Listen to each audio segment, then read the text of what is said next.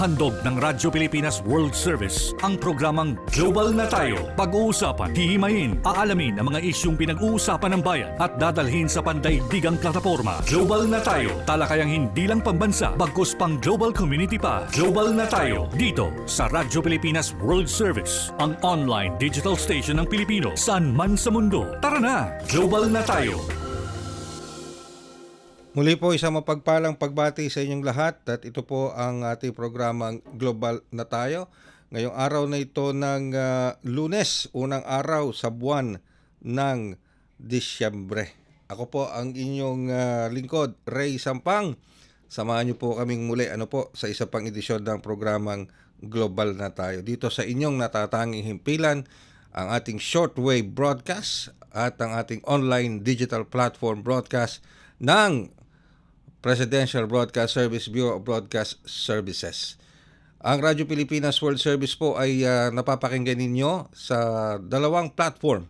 Sa shortwave broadcast, sa pamamagitan po ng mga pasilidad ng Voice of America at sa ating online digital platform, sa ating Facebook Broadcast Live at sa ating YouTube channel, maging sa ating live audio streaming. Sa ating pong Facebook broadcast, isa nyo pong mga Facebook browser, type lamang Radyo Pilipinas World Service. Sa ating naman pong YouTube channel, punta lang kayo sa inyong YouTube browser, type nyo lang Radyo Pilipinas World Service. And of course, sa ating pong live audio streaming, punta lamang po kayo sa inyong mga smartphones at sa inyong mga iPhones at sa browser po ng inyong smartphone, punta kayo sa Google Play at i-type nyo lamang po Ebox PBS receiver, gayon din sa inyong iPhone browser. At kapag na-download nyo na po yan, i-type nyo lang Ebox, E as in excellent, V as in victory, O as in October, and X as in Xerox. At kapag na-download nyo na po, i-tap nyo lang at makikita nyo na po sa inyong mga cellphones ang mga himpilan ng Presidential Broadcast Service Bureau of Broadcast Services. Kaya't muli po kaming nag-aanyaya sa inyo na sana po ay inyong i-like at i-follow ang ating official Facebook page, Radyo Pilipinas World Service, at mag-subscribe sa ating Radyo Pilipinas World Service YouTube channel. Ayan. At sa atin naman po mga shortwave frequencies, tatlo po ang ating shortwave frequencies sa Tagalog. Mamaya-maya po para sa ating Filipino service. Later on, atin pong ibabanggitin sa inyo yan. Alright, ngayong araw na ito, mahalaga po ang ating pag-uusapan. Tayo lalabas ng ating inang bayan upang kamustahin ang ating mga kababayan dito po sa Indonesia. Dahil napag-alaman po natin na tinamaan ng matinding flash floods ang ilang lugar sa bansang Indonesia kung saan meron tayo mga kababayang OFWs doon. Mamaya po, aalamin natin yan sa pagbabalik ng ating programang Global na Tayo. Garantisadong solusyon at aksyon ang handog sa iyo ng bagong Pilipinas Presidential Action Center. Sundin lang ang mga sumusunod para makakuha ng appointment. Para sa wala pang eGov PH app account, panoorin ang video para malaman kung paano gumawa ng account. Kung meron ng account sa eGov PH app, mag-login dito. Saka hanapin ang online registration tab para sa bagong Pilipinas Presidential Action Center. Pindutin ito para makita ang available na government services. Piliin ang serbisyo na iyong kailangan mula sa listahan. I-upload ang requirements ng serbisyong kailangan mo. Pumili ng petsa at oras kung kailan nais pumunta sa bagong Pilipinas Presidential Action Center. I-submit na ang iyong application at bigyan ng pagkakataon na ma-review ang iyong isinumiting requirements. Hintayin ang QR code para sa kumpirmasyon ng iyong schedule. Makakatanggap ka ng text message para malaman kung naaprubahan ito. Sakaling hindi ito maaprubahan, makakatanggap ka rin ng text message para ipaalam ang kulang na requirements sa kasubukang mag-register ulit. Kung nakatanggap na ng kumpirmasyon, maaari nang pumunta sa bagong Pilipinas Presidential Action Center sa napiling schedule, dala ang QR code at ang mga isinumiting requirements. Huwag kalimutang dumating sa itinakdang araw at oras ng iyong appointment. Pinapaalala rin na siguruhing may kumpirmadong schedule bago pumunta sa bagong Pilipinas Presidential Action Center para maiwasang magpabalik-balik. Simple at user-friendly ang pagpapa-appointment dito. Kaya wag nang mangamba dahil sa bagong Pilipinas Presidential Action Center, tulong ay abot kamay na. Itinuloy na po natin ang zero balance billing. Libre po. Ibig sabihin, ang serbisyo sa basic accommodation sa ating mga DOH na ospital, wala nang babayaran ang pasyente. Po, ang dami pong challenge, hindi po namin alam kung saan namin kukunin, ganon, nag-iisip kung paano namin mababayaran. Siyempre po, masayang masaya, super saya po dahil na zero billing po kami. Opo, malaking ano po talaga, malaking tulong po. Mabilis lang din po. Bayad na ang bill ninyo. Uulitin ko, wala nang kailangan bayaran ng pasyente basta sa DOH Hospital dahil bayad na po ang bill ninyo. Naiiyak ako kasi sobrang saya. Maraming salamat po, Mr. President Bongbong Marcos Jr. Hindi kami nagkamali ng taong hinalal. Mabilisang trivia, dagdag talino. Heto na ang Dagling Kaalaman. Alam ba ninyo na may malaking nutritional benefits ang pag-inom ng tubig sa tamang oras? Ang pag-inom ng 2 baso ng tubig pagkagising sa umaga ay makatutulong sa pag-activate ng katawan. Ang 1 basong tubig naman bago kumain ay makatutulong sa pag-digest ng pagkain. 1 baso ng tubig din bago maligo ay magpapababa ng presyon ng dugo o blood pressure. At ang pag-inom ng 1 baso ng tubig bago matulog ay upang makaiwas naman sa stroke at atake sa puso. Kaunting kaalaman na malaking dagdag talino. Abangan muli ang susunod na Dagling Kaalaman. Alright, kayo po ay patuloy na sumusubaybay sa ating programang Global na Tayo dito pa rin sa inyong himpilang Radyo Pilipinas World Service. Ako pa rin po inyong lingkod, Ray Sampang. Ayan, ano po. Good morning muna. Shoutout muna kay Sean Kyle Flores. Thank you very much, Sean Kyle Flores, sa pagtutok mo dito sa ating programa, sa Global na Tayo sa himpilang Radyo Pilipinas World Service. Bukod po kasi dito sa mga kaganapan sa Indonesia, balikan ko lamang po dahil ang Indonesia po nakaranas ng malawakang pagbaha at landslide, lalong-lalo na sa area ng Sumatra. At meron po tayong mga kababayan dyan, meron tayong mga kababayan Pilipino, OFWs, or Filipinos living and working sa Indonesia, na maaaring naapektuhan po ng mga pagbaha at landslide. So that's why tayo po ay nakikipag-ugnayan sa ating Philippine Embassy sa Indonesia para malaman naman ang sitwasyon ng ating mga kababayan doon. Pero hindi lamang po sa Indonesia nagkaroon ng nagkaroon ng flash floods, pagbaha. Ang alam ko sa Sri Lanka, medyo tinamaan din po sila ng matindi mga pag-ulan at pagbaha. Pero at this point in time, tayo po ay nakikipag-ugnayan sa Philippine Embassy natin sa Indonesia. Samantala, sa iba pang mga kaganapan dito sa loob ng bansa natin, may magandang balita naman tayo. Okay? Pero ito magandang balita na ito, bukas pa, December 2. Magandang balita ito para sa ating mga motorista, sa ating mga public utility drivers, lalong-lalo na doon sa mga may sasakyan na ang gamit ay diesel-fed engine. Dahil bukas, Tuesday, December 2, araw at oras sa Pilipinas, ay magkakaroon ng malaking bawas sa presyo kada litro ng diesel. 3 piso. Wow! Biruin niyo yan, 3 piso ang ibabawas sa kada litro ng diesel dito po sa Pilipinas. Malaking bagay po yan, malaking tulong para sa ating mga kababayang nga po. Ang hanap buhay ay nasa public transportation, lalo na sa ating mga jeepney drivers at mga jeepney operators. Matagal na pong inaantabayan na ng ating mga kababayan yung pagbaba ng presyo sa diesel sapagkat ilang araw po, ilang linggo, ilang buwan, sunod-sunod na nakararanas tayo ng pagtaas ng presyo sa produktong petrolyo. Ang gasolina, meron din pong pagbaba sa presyo pero siguro nasa 30 to 40 centavos ang bawas sa per liter. Ayan. Okay, sige po. Well, doon po sa mga nagtatanong sa atin, ang ating pong programa ay napapakinggan din sa pamamagitan ng ating shortwave broadcast. Sa pamamagitan ng shortwave broadcast, yan po ay naisa sa katuparan natin sa pamamagitan ng mga malalakas powerful transmitters ng Voice of America. Sapagkat nakabalik na po tayo sa ating shortwave broadcast starting today. Ano po? So ano po 'yan? Tatlong frequency po ang gamit natin sa shortwave. 9.370 MHz, 9.925 MHz at 12.120 MHz. Ayan. So, pero sa ngayon, tayo po ay ika nga nasusubaybayan nyo rin sa pamamagitan ng ating mga online digital platform. Like I said, nasa linya na po natin ngayon ang ating Philippine Embassy sa Jakarta, Indonesia. Kasama po natin ang ating Consul General Narao Musor, ang ating Deputy Chief of Mission Philippine Embassy in Jakarta.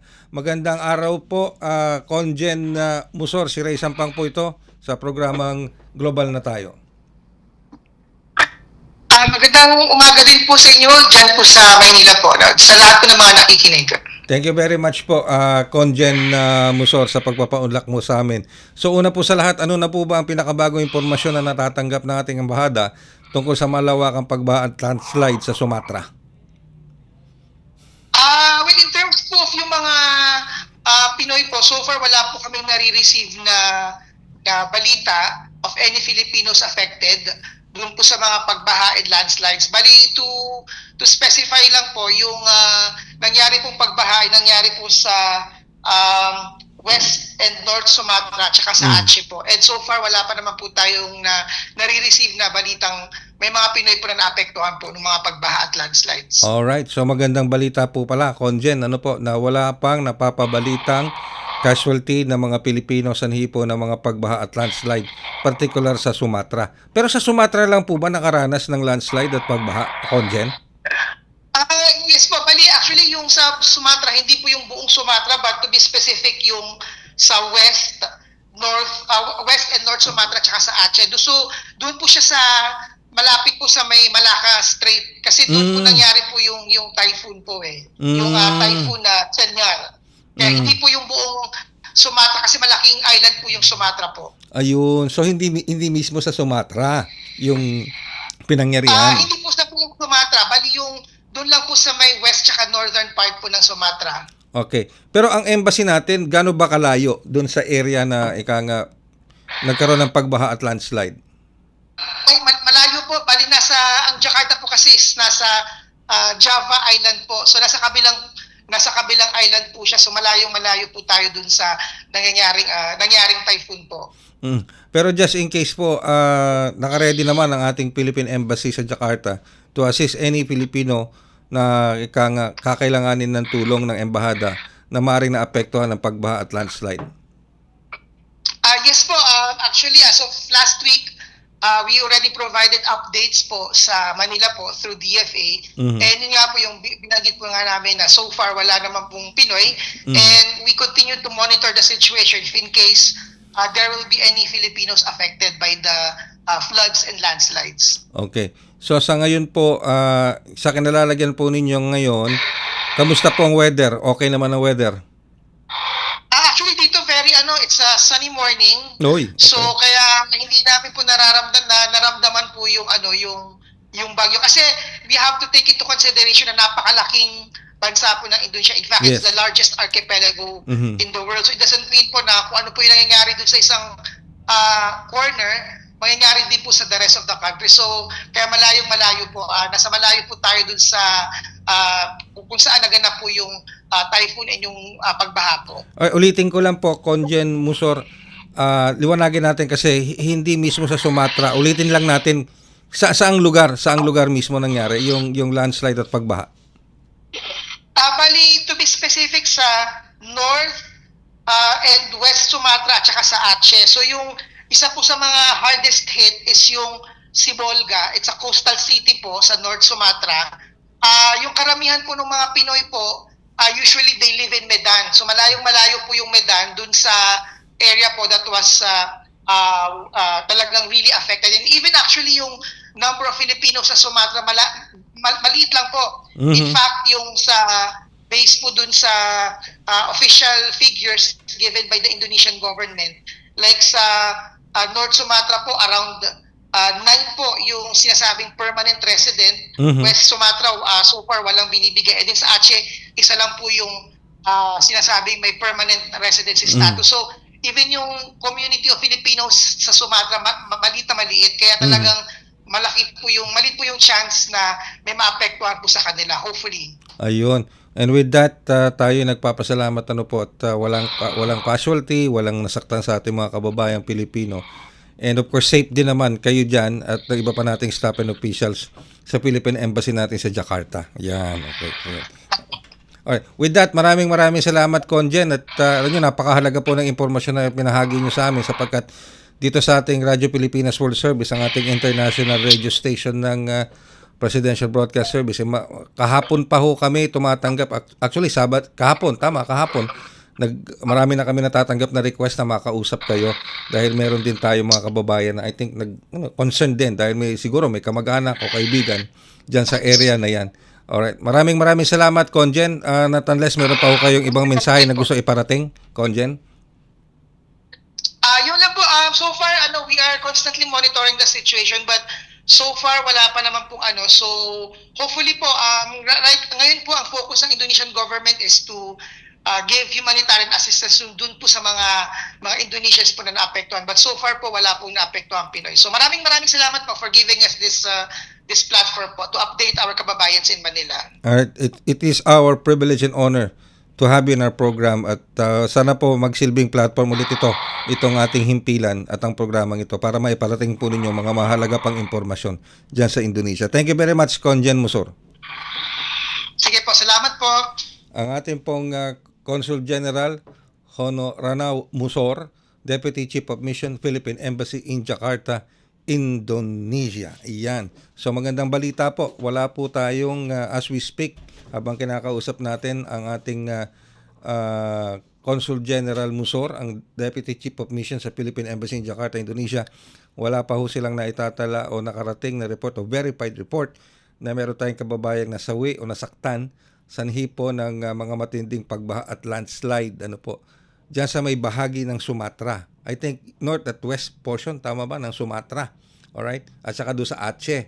Kasi sabi nga ni Conjen Musor, malaking lugar yan, Sumatra. So, doon sa north and I think north and west side ng Sumatra, doon sa Aceh, doon talaga nagkaroon ng matinding pagbaha at landslide. Pero ulitin ko, wala pa hong reported na casualty o nasaktan ng mga Pilipino. Although meron tayong ilang mga Filipino community doon at ilang mga Pilipinong nakatirat na nagtatrabaho doon, wala pa naman pong nakarating sa kanila at verified na nasawi o nasaktan sanhi po ng mga pagbaha at landslide dyan sa Indonesia. Alright, siguro. Pero bago lahat, nagpapasalamat din ako, nakamonitor sa atin si Sydney Ray Mikua. Ayan, ang message ni Sydney Ray Mikua, welcome back on Shortwave Radio sa Radyo Pilipinas World Service. Ay, thank you very much. And of course, we would also like to thank other shortwave listeners natin. For example, marami tayong natatanggap ng mga dito. Si Yuander Marquez mula sa Brazil. Thank you very much for listening to our first shortwave radio broadcast. Gayon din sa Rawut Chantarat, yan, from Malaysia. Thank you very much for listening to our shortwave broadcast today. Alright, magbabalik po kami makalipas ang ilang paalala. Mabilis ang trivia, dagdag talino. Heto na ang Dagling Kaalaman. Alam ba ninyo na may malaking nutritional benefits ang pag-inom ng tubig sa tamang oras? Ang pag-inom ng 2 baso ng tubig pagkagising sa umaga ay makatutulong sa pag-activate ng katawan. Ang 1 basong tubig naman bago kumain ay makatutulong sa pag-digest ng pagkain. 1 baso ng tubig din bago maligo ay magpapababa ng presyon ng dugo o blood pressure. At ang pag-inom ng 1 baso ng tubig bago matulog ay upang makaiwas naman sa stroke at atake sa puso. Kaunting kaalaman na malaking dagdag talino. Abangan muli ang susunod na Dagling Kaalaman. Mas pinadali na ang government transactions sa tulong ng eGov.ph Super App. Pwede mo nang magawa ang lahat ng ito. I-download ang eGov app sa iyong smartphone o tablet mula sa App Store o Google Play Store. Pagkatapos, ilagay ang iyong mobile number at i-authenticate gamit ang one-time PIN o OTP para marehistro ang iyong account. Saka ilagay ang iyong mga pangunahing impormasyon impormasyon at kumpletuhin ang facial recognition technology para sa verifikasyon ng iyong pagkakakilanlan. Para sa mas mabilis at mas maayos na serbisyong panggobyerno, gamitin na ang eGovPH Super App. Po ay patuloy na sumusubaybay dito sa ating programang Global na Tayo. Tayo po unti-unti nang magpipinid ng isa pang edisyon ng ating programa dito sa ating Radyo Pilipinas World Service, ang inyong natatanging himpilan sa ilalim ng Presidential Broadcast Service Bureau of Broadcast Services na napapakinggan sa mga shortwave frequency sa buong mundo sa pamamagitan ng ating mga shortwave broadcast, sa pamamagitan po ng facilities ng Voice of America. At of course, sa ating online digital platform, ayun, no? Sa Facebook, sa YouTube, at sa ating live audio streaming. Ulitin ko po yung mga frequencies natin para sa English program sa shortwave ay 12.020 MHz, 15.640 MHz, 17.665 MHz. Samantala sa Filipino program, ang ating mga frequency 9.370 MHz, 9.925 MHz, at 12.120 MHz. Yung ating English program ay napapakinggan alas 10 ng umaga hanggang alas 11:30 ng umaga. Samantalang ang Filipino program natin ay 1:30 ng umaga hanggang alas 4:30 ng umaga. Ano po? Ayan. Okay. Sige po, maraming salamat sa inyong pagsubaybay at sa lahat ng mga tumututok dito sa ating himpilang Radyo Pilipinas World Service. Always remember, paki-like and follow our official Facebook page, Radyo Pilipinas World Service, at paki-subscribe sa ating Radyo Pilipinas World Service YouTube channel. Again, ito po yung lingkod, Ray Sampang. Magandang umaga. God bless us all. Thank you very much.